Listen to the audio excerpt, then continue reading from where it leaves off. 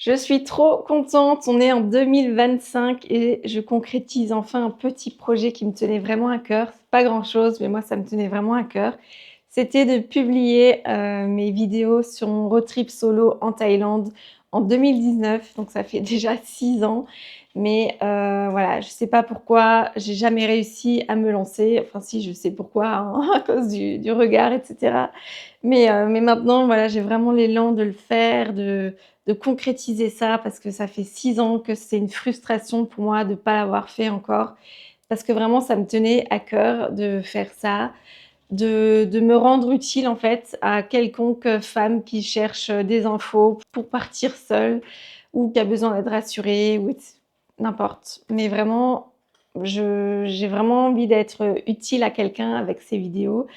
Et je voulais vraiment faire ça et là, je suis trop contente de enfin le concrétiser parce que je pense que j'aurais jamais été tranquille de toute ma vie si je l'avais pas fait tellement ça me tenait vraiment à cœur.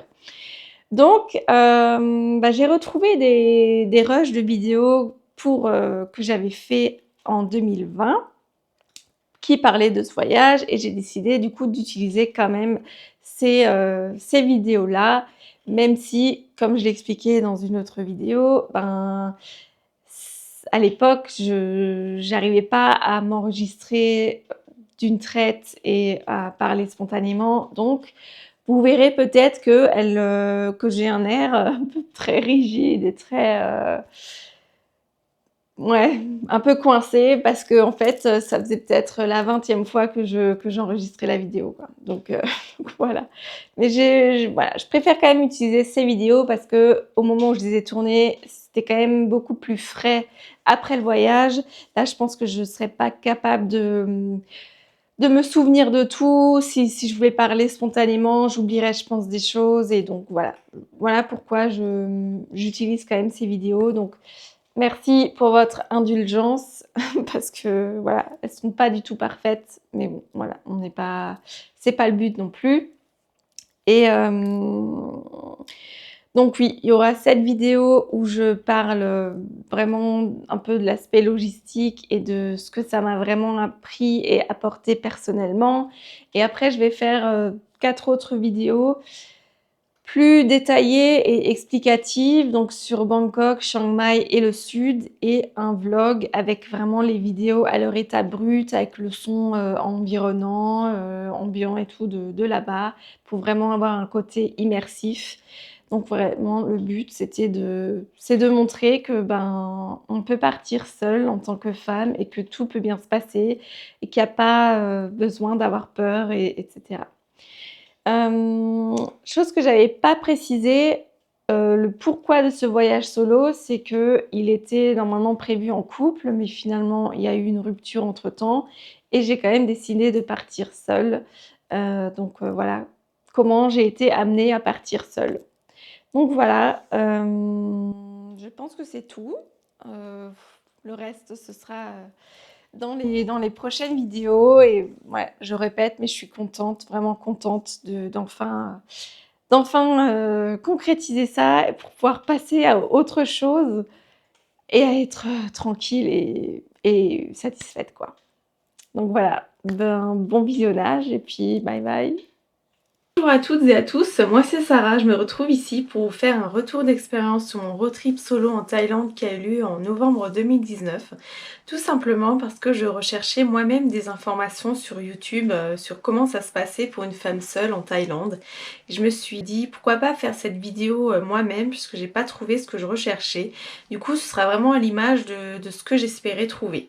J'aimerais aussi transmettre un maximum d'informations pour lever certains blocages que certaines femmes ont par rapport au voyage en solo parce que beaucoup m'ont déjà avoué qu'elles aimeraient beaucoup partir seules comme je l'ai fait mais qu'elles n'osaient pas et qu'elles n'avaient pas le courage, donc c'est dommage de ne pas partir parce que il y a des peurs et des a priori. Donc j'aimerais vraiment faire tomber ces a priori pour montrer que c'est vraiment une expérience hors du commun à vivre si on en a l'occasion. Ça permettrait aussi aussi de rassurer certains de vos proches inquiets si vous avez comme projet de partir seul. Parce que pour ma part, j'ai eu beaucoup de personnes qui m'ont dit que c'était super dangereux et très risqué pour une femme seule d'aller là-bas, alors que ça ne l'était pas du tout. Donc c'est dommage de laisser dire des choses pareilles et ça aurait été encore plus dommage de ne pas partir en écoutant les autres. Donc je vais parler de certains petits points logistiques, mais surtout de ce que j'ai ressenti et ce que j'ai appris durant ce voyage. Alors au niveau de l'organisation, il n'y en avait tout simplement pas vraiment. J'ai décidé de faire ce road trip au jour le jour en réservant uniquement ma première nuit pour avoir un pied-à-terre en arrivant après l'atterrissage. Donc c'était un gros challenge pour moi parce que d'habitude j'organisais et je planifiais tout. C'était une manière de faire assez rigide et c'était pas bénéfique parce que si quelque chose ne se passait pas comme je l'avais prévu en tête, ça n'allait pas. Donc vraiment j'avais envie de sortir de mes sentiers habituels pour m'ouvrir à autre chose. Donc cette façon de faire m'a très bien convenu. J'avais simplement fait une petite feuille de route en tête, donc je savais où j'allais aller, mais je ne savais pas quand ni comment. Donc ça impliquait qu'au niveau des transports internes, je n'avais rien réservé non plus.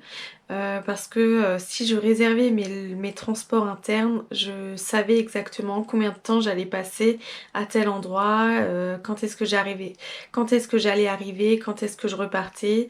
Ça n'avait pas de sens de juste se débrouiller pour chercher l'hébergement. Donc vraiment j'ai préféré ne rien réserver du tout pour laisser faire au feeling, pour vraiment avoir cette notion de flexibilité et de feeling, de se laisser porter en fonction du ressenti, de comment je me sentais à tel endroit. Si j'estimais avoir fait le tour de l'endroit, ben je m'en allais. Enfin, j'allais réserver du coup mon transport. Souvent je regardais pour prendre un moyen de transport le lendemain, donc l'inconvénient c'est de prendre ce qui reste. Par exemple pour rejoindre Chiang Mai et Bangkok, j'ai beaucoup entendu parler du train de nuit qu'il est absolument incontournable de prendre.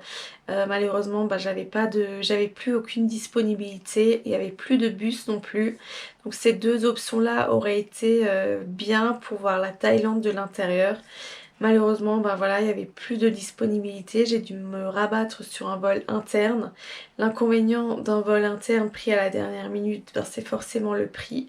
J'ai payé beaucoup plus cher que si j'avais réservé quelques mois à l'avance. Mais voilà, ça fait vraiment partie du trip. Comme dit, voilà, si j'avais réservé quelques mois à l'avance, ça définissait vraiment le plan de mon voyage et j'en avais pas envie. Ce que j'ai fait aussi, je pense que tout le monde le fait, mais je tiens à le préciser quand même, c'est que j'ai préparé une petite liste de choses à voir et à faire dans chaque zone où j'allais aller pour éviter de passer à côté de quelque chose d'important à voir. C'est dommage d'être sur place et de ne pas voir telle chose parce qu'on n'était pas informé. Donc je m'étais juste fait une petite liste de choses à voir, mais j'avais pas mis de contraintes de temps, de planning. Je faisais cette chose si c'était possible, si ça s'embriquait bien par rapport à la journée, mais rien de plus. Au niveau des hébergements, j'ai vraiment privilégié les auberges de jeunesse parce que le but en partant seul, ce n'est pas de se sentir seul dans une chambre d'hôtel. Donc l'auberge de jeunesse, pour moi, ça a vraiment fait l'affaire. Vous en avez parfois pour 2 € la nuit minimum et parfois avec petit-déj même. Donc ça fait très bien le job, sachant que je restais très peu dans mon dortoir en fait. Je rentrais tard le soir, je partais tôt le matin. Donc ça faisait très bien l'affaire. Souvent vous avez des lits avec des rideaux, donc l'intimité est préservée, ça c'est cool. L'inconvénient là-dedans, c'est forcément que vous avez moins de tranquillité par rapport à si vous êtes seul dans une chambre. Il y a les ronflements des autres résidents, les gens qui arrivent plus tard que vous le soir, ceux qui partent plus tôt que vous le matin, le bruit des sacs, le bruit des affaires, voilà, mais ça fait partie du trip aussi. Au niveau du trafic là-bas, souvent certains peuvent être effrayés parce que c'est super dense et ça a l'air dangereux pour certains. Mais en fait, il faut savoir que les Thaïs savent vraiment rouler entre eux, c'est vraiment si un Européen ou une autre nationalité vient avec sa voiture de location ou son scooter de location dans ce trafic que ça peut poser problème. J'ai rarement entendu d'ambulance, vraiment très rarement. J'ai souvent parlé aussi avec des chauffeurs qui me disaient que les accidents arrivaient rarement. Alors j'ai souvent eu des frayeurs forcément parfois quand j'étais dans le taxi, dans le bus ou sur un scooter, mais c'est juste des frayeurs en fait. Il y a vraiment pas de plus de soucis que ça. Au niveau de la nourriture, je suis personnellement pas tombée malade, j'ai juste suivi quelques petites précautions telles que ne pas consommer d'eau, du robinet, ne pas consommer de produits laitiers et de glace parce que, les frigos, s'il y avait un problème électrique, la chaîne du froid serait, interrompue. J'ai quand même consommé des glaçons parce que souvent vous avez des sachets en fait de glace pilée, donc c'est fait avec de l'eau minérale. Donc j'en ai consommé pas mal et j'ai pas eu de soucis.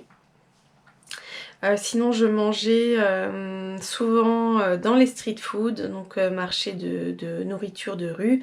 La nourriture est faite devant vous, c'est vraiment super bon. L'inconvénient là-dedans, c'est que vous pouvez pas tout goûter et que l'estomac n'est pas extensible. Donc l'avantage d'être accompagné, c'est de pouvoir partager ce qu'on a envie de goûter, voilà, pour goûter plusieurs choses. Là, c'est pas possible. Donc c'est assez frustrant de devoir faire un choix quand on est gourmand. Mais bon, si ce n'est que ça, c'est pas grave.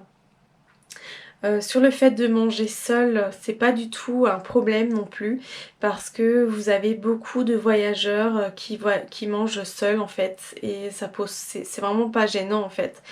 Pas comme ici où ça peut être mal vu de manger seul parce que tout le monde est toujours accompagné. Là-bas, voilà, il y a plein de voyageurs qui mangent seuls, donc moi, ça me posait pas du tout de problème. J'en profitais justement pour me poser tranquillement et pour écrire mon récit de voyage parce que j'ai commencé à écrire vraiment à partir de ce voyage sur tout ce qui se passait dans ma journée, ce que je ressentais, les personnes que je rencontrais aussi parce que je trouve que, enfin personnellement, je me souviens pas de tous les détails que j'ai vécus dans les précédents voyages et je trouve que c'est dommage parce que c'est quand même des voyages qu'on vit, qui font partie de notre vie et c'est dommage de pas se souvenir de tout. Donc voilà, j'ai commencé à tout écrire et en même temps je l'envoyais à mes proches pour qu'ils restent au courant de ce qui se passe. On m'a aussi souvent dit que la langue était une barrière. Alors j'ai envie de dire que c'est pas une excuse parce que moi non plus je parle pas anglais de façon hyper fluide. Je suis pas bilingue du tout parce que je pratique pas dans mon quotidien.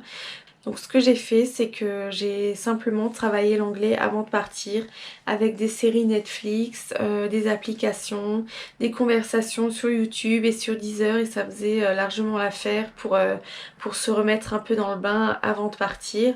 Une fois sur place, vous avez les traducteurs si besoin.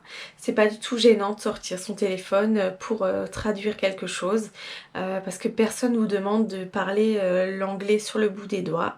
Vous rencontrez aussi souvent des touristes qui ont le même niveau que vous, donc c'est pas gênant du tout. Et vous rencontrez aussi des Thaïs qui ne savent pas aligner deux mots d'anglais. Donc là, que vous sachiez parler ou pas, ça ne change strictement rien. Donc là, le traducteur est vraiment de mise. Vous avez aussi des traducteurs vocaux. Donc la personne parle en thaï et ça vous traduit la chose. J'ai eu le cas dans un taxi, c'était vraiment pas mal. Sinon avec l'application Google Traduction, vous pouvez avec votre appareil photo regarder un texte en anglais et la traduction française s'affiche sur votre téléphone par rapport à une photographie quoi ou à un panneau que vous voyez, donc c'est vraiment pratique aussi. Et ça vous met tout simplement face au problème que vous ne savez pas parler anglais et que c'est frustrant. Moi j'ai personnellement été frustrée de temps en temps de ne pas pouvoir m'exprimer comme je voulais avec certaines personnes parce que soit je manquais de vocabulaire ou j'arrivais pas à former mes phrases correctement. Donc ça m'a simplement mis devant le problème qu'il fallait absolument que je travaille mon anglais. Autrement sur le fait de se sentir seule, beaucoup m'ont demandé si j'avais pas peur de me sentir seule et que beaucoup n'ont pas envie de partir seuls en voyage parce qu'ils ont envie de partager les moments qu'ils vivent sur place.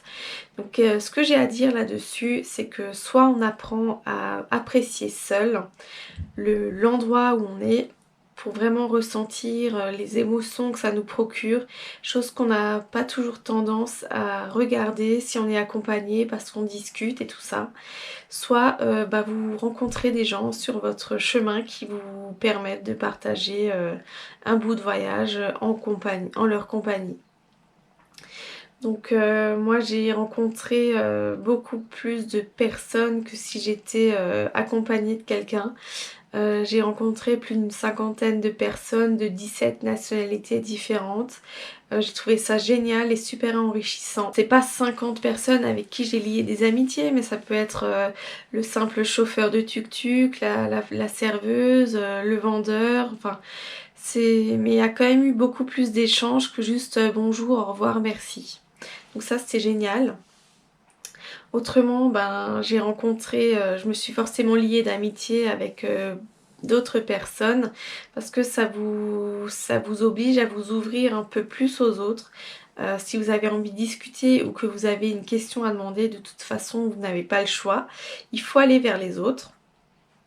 Et voilà, je me suis liée d'amitié avec plusieurs personnes, dont un coup de cœur qui était un couple de Colombiens que j'ai rencontré dans le Nord lors du Festival des Lanternes et le feeling est tout de suite super bien passé. C'était deux personnes tellement gentilles et bienveillantes que ça m'a vraiment mis du baume au cœur de les rencontrer.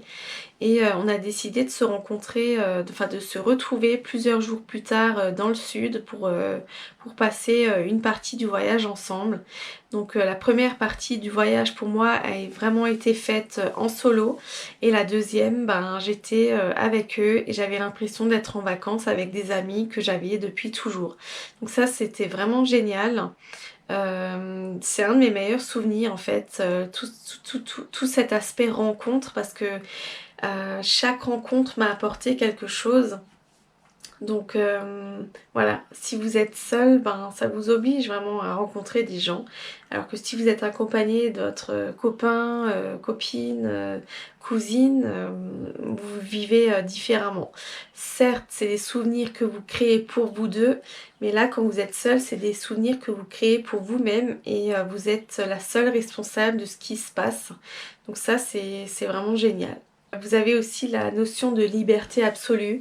Ça, c'est génial aussi parce que vous faites ce que vous voulez, quand vous voulez et comme vous voulez. Vous arrêtez quand vous voulez si vous voyez un truc sympa.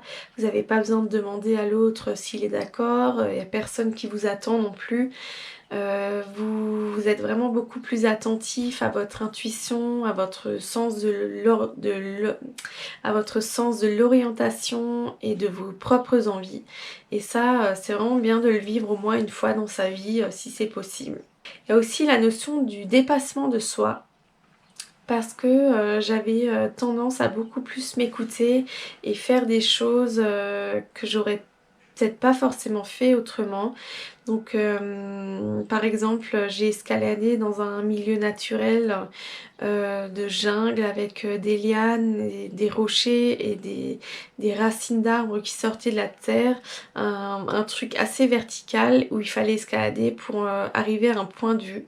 Alors oui, la vue était magnifique, mais ce qui était magnifique c'était vraiment de m'être dépassée, d'avoir surmonté mes peurs, parce qu'à la base j'ai le vertige et j'ai peur de tomber parce que j'ai peur de me faire mal. Donc vraiment là je me suis dépassée et j'étais vraiment fière de moi d'avoir passé ce cap. Ce qu'il est important d'avoir aussi avant de partir et pendant le voyage, c'est l'optimisme. Parce que si vous partez du principe qu'il va se passer quelque chose, ça va pas aller. Il faut vraiment avoir confiance et se dire que tout va bien se passer. Moi personnellement, je savais pertinemment que il ne se passerait rien et que tout allait bien se passer. J'avais pas peur de me faire enlever malgré que je marchais le soir dans les rues. Alors bien sûr, faut pas s'habiller de façon ultra sexy, hein, faut pas provoquer non plus.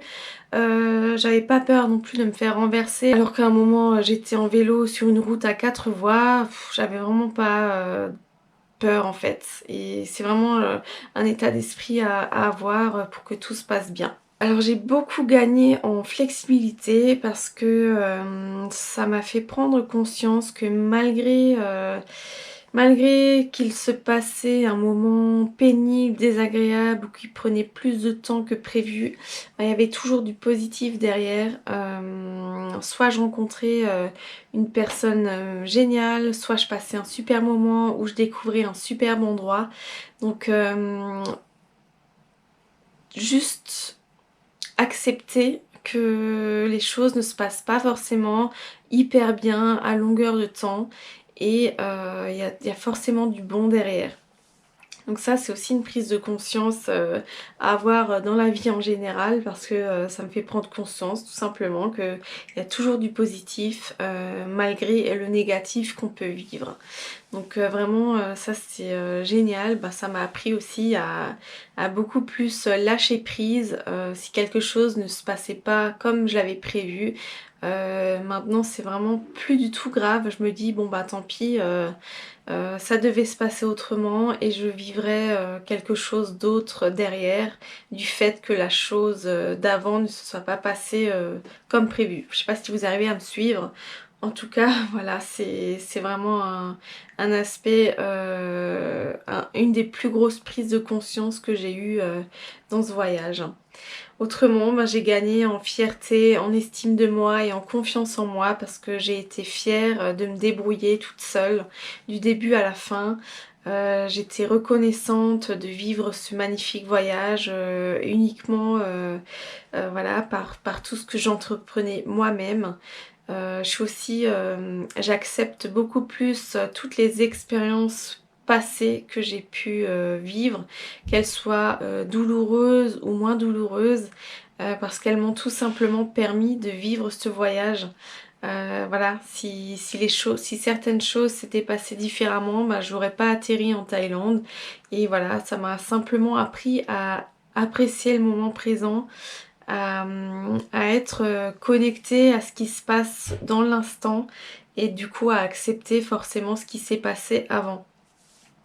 Donc voilà, si j'ai qu'une seule chose à dire, ben, c'est foncer si vous en avez l'envie et que vous en avez l'opportunité. Il faut pas passer à côté d'un voyage comme ça parce que ça vous apprend beaucoup de choses. Vous découvrez, vous êtes face à vous-même, vous voyez de quoi vous êtes capable, vous, vous découvrez des nouveaux aspects sur votre personnalité. Enfin, c'est vraiment super intéressant. Et pour moi, la vie, c'est vraiment des expériences à vivre et il faut la vivre à fond. Il faut être fier de ce qu'on fait, il faut découvrir de nouvelles choses, il faut toujours évoluer, il faut toujours grandir et le voyage en solo, ça fait vraiment partie ça fait vraiment partie d'une chose à faire si vous avez envie. Donc n'ayez vraiment plus peur et lancez-vous parce que vous ne le regretterez pas. Que ce soit après une dépression, après une rupture ou après la perte d'un job, c'est quelque chose qui vous aidera vraiment à passer à autre chose, à faire place nette, à prendre une nouvelle base en fait dans votre vie.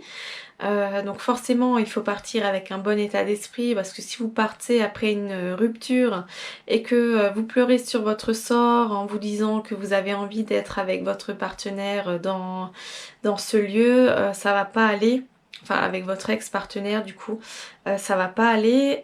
Faut vraiment partir du principe que vous faites ça pour vous et que vous serez fiers de ce que vous avez entrepris par vous-même. Voilà, donc soyez vraiment fiers de vous, faites des choses que vous serez fiers de raconter, que vous serez fiers de vous souvenir et ça ne vous aidera que, enfin ça ne vous apportera que du positif.